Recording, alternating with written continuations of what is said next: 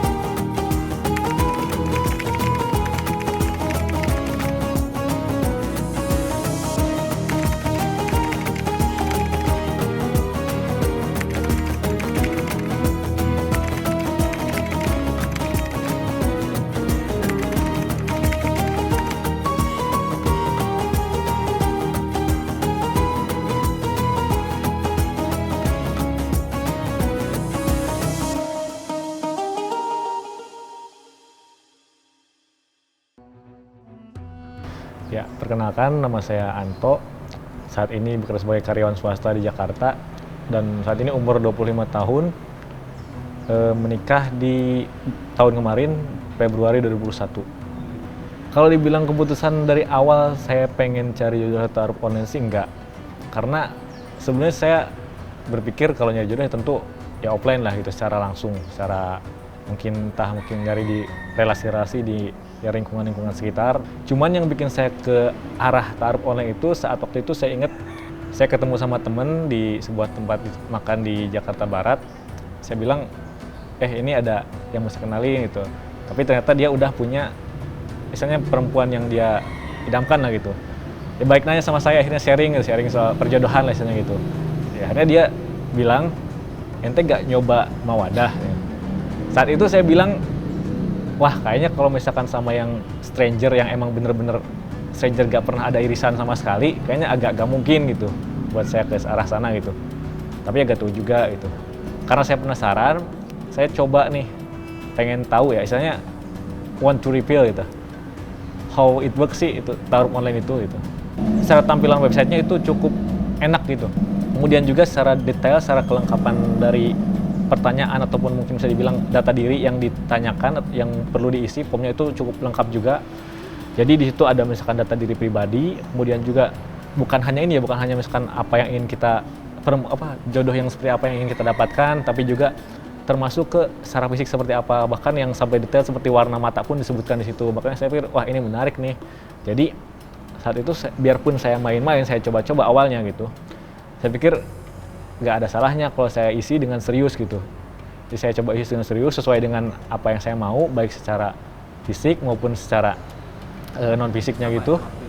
Lebih ke misalkan visi pernikahan itu misalnya kedepannya mau gimana, terus kan pendidikan anak lah, punya anak mau gimana, terus rencana pribadi, rencana jangka panjang jangka pendeknya mau ngapain kayak gitu. Kemudian juga misalkan ya fisik tadi, perempuannya yang diinginkan seperti apa, bahkan warna rambut, warna mata, sampai tinggi badan, berat badan itu ada. Yang waktu itu saya coba cari berdasarkan kota domisili sama suku. Dengan kesamaan background budaya dan semacamnya, mungkin akan lebih mudah dan lebih cepat menyatu gitu. Ya menariknya di situ ya nggak muncul nama. Jadi tampilannya itu berupa nomor urut nomor peserta dari, kemudian situ ada biodatanya. Misalkan dia tinggal di mana sekarang, domisilinya, kemudian juga usia berapa, terus statusnya apakah masih lajang atau misalkan pernah menikah kayak gitu. Kemudian juga data keluarganya dan juga misalkan visi pernikahan dan lain-lain. Nah di bawahnya baru ada tombol untuk ajukan ta'aruf kayak gitu. Akhirnya saya waktu itu ya udahlah, saya coba ajuin langsung. Tapi semua itu, semua itu karena kan tadi dicantumin SMA-nya, sekolah SMA-nya, dan saya juga udah ada nebak-nebak lah siapa sih ini gitu. Karena kan istri saya itu tahun lahir antara di ijazah kalau salah sama akte kalau salah itu beda gitu. Jadi yang salah satunya itu lebih muda setahun gitu. Dan saya lihat dari tahun lahir, dari tanggal lahir gak ada yang sama gitu. Akhirnya saya inget-inget lagi, oh ini kemungkinan angkatan sama saya, dan saya udah mulai berpikir oh ini pasti orangnya si ini. Ya deg-degan juga gitu. Karena ini saya bawa ketemu sama perempuan yang mungkin dulu saya kenal tapi gak kenal deket gitu. Dan saya ajuin buat, ya ini kan jenjang pernikahan kan bukan hal yang main-main gitu ya. Jadi kalau perempuan boleh gak pasang foto. Pas diajuin namanya muncul, ini bener sesuai yang saya tebak gitu. Dan gak ada fotonya. Ya gimana ya? Ya seneng ya di satu sisi juga. Ya gak nyangka juga gitu. Kok bisa gitu ketemu gitu. Jadi langsung kepikirannya, wah serius nih, ini udah cocok. Udah gak perlu babi bu lagi lah, tinggal fokus sama apa yang kamu mau saya tahu dari dia. Ya udah, saya proses gitu sih. Jadi saya tahu dia pasti ada di sini buat cari jodoh, saya istilah kayak gitu. Jadi setelah tadi misalkan saya tanya, dia pun balik tanya, misalnya gitu. Karena kan di situ konsennya banyak kan, walaupun terbuka buat orang-orang yang kalau mungkin ya kita tahu lah gitu. Ustadz Khalid kan secara metode beragama kan salafi gitu. Di situ sampai hari ini juga ada kriterianya juga, ditulis juga apakah secara bermanhaj salafi atau misalkan masih belajar atau misalkan bukan gitu. Nah kebetulan waktu itu sempat tanya juga gimana sih, saya dari kapan sih mulai belajar Islam lah gitu, belajar agama lagi kayak kapan, dan siapa guru ngajinya, orang tua kamu, tolong misalnya dikabarin saya harus hubungi kemana dan kapan saya bisa datang kayak gitu sih. Akhirnya waktu itu saya kaget juga karena umumnya teman-teman saya yang ta'aruf, biarpun yang offline itu rata-rata ketika dikasih nomor perantara itu dikasih nomornya misalkan kakaknya lah atau misalkan murobinya, mungkin orang bilang ini saya langsung dikasih nomor orang tuanya gitu, bapaknya waktu itu. Makanya agak kaget juga jelas tentunya. Dan saya bilang waktu itu saya mau pulang akhir tahun, kira-kira tanggal 2 Januari saya mau ke rumah, tolong misalnya sampaikan ke orang tua gitu. Sampaikan ke orang tua, saya mau ke rumah dan saya ada niatan untuk serius lah gitu setelahnya kayak gitu. Ya udah, jadi saya nggak banyak tanya, dan waktu di rumah juga memang nggak begitu banyak saya ngomong gitu ya, karena lebih orang tua yang pengen tahu calon suami kayak gimana, dan orang tua juga menjelaskan saya itu seperti apa orangnya, diterima nggak sama calon suami waktu itu.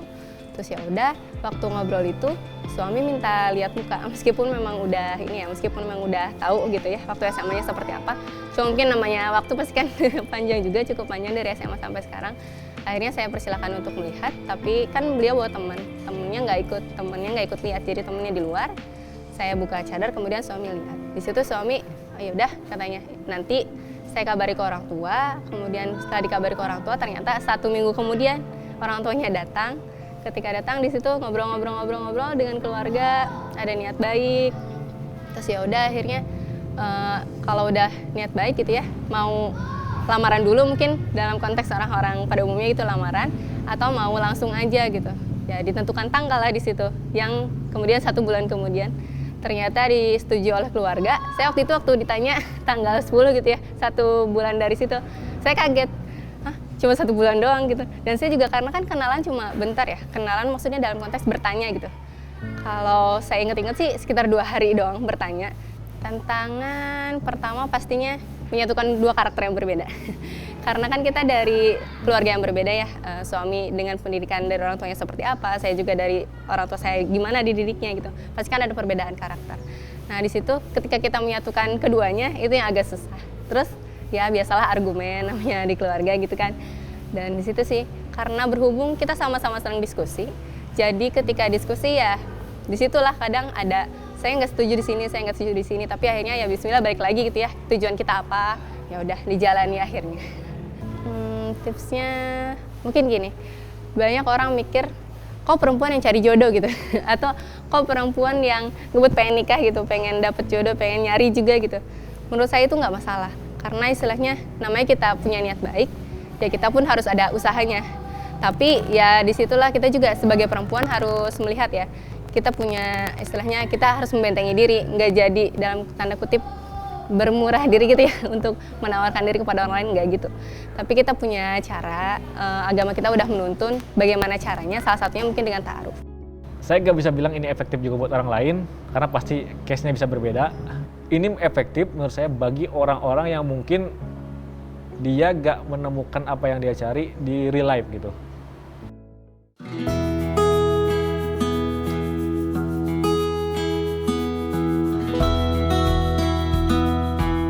Jadi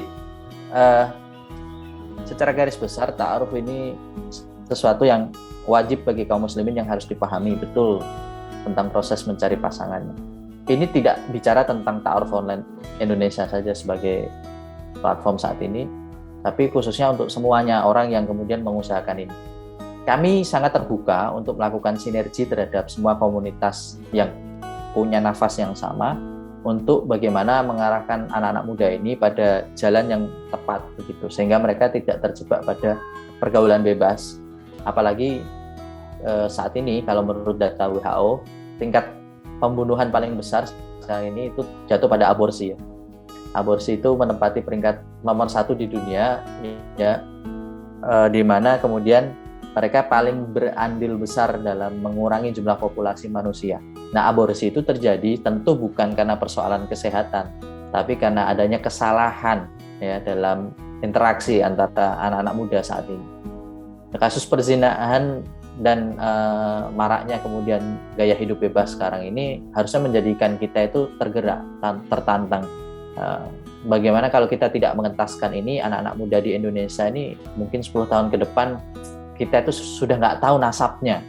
Ya, mohon dukungannya. Mudah-mudahan aplikasi ini menjadi salah satu wasilah memperkenalkan anak muda terhadap gaya hidup yang positif dan bisa menjadi ta'aruf ya pada umumnya, itu bisa menjadi pilihan utama bagi mereka untuk menyelesaikan persoalan-persoalan pernikahan mereka, karena ya tuntutannya jelas.